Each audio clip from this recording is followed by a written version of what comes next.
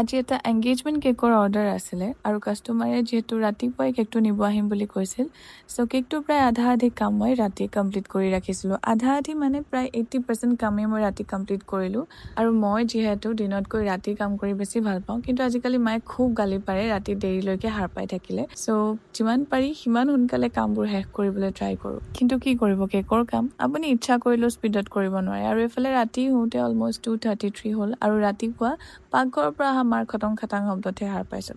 আজি বোলে মাৰো ৰাতিপুৱাই কেইটামান পিঠাৰ অৰ্ডাৰ আছিলে। চ' মায়ে যেতিয়া তেওঁ কাম শেষ কৰি পাকঘৰটো এৰি দিলে, তাৰ পাছত মই মোৰ ইনকমপ্লিট কামটো কমপ্লিট কৰিবলৈ ল'লোঁ। আৰু আজিৰ এই কেকটো আছিল ভেনিলা ফ্লেভাৰৰ 1.5 kg।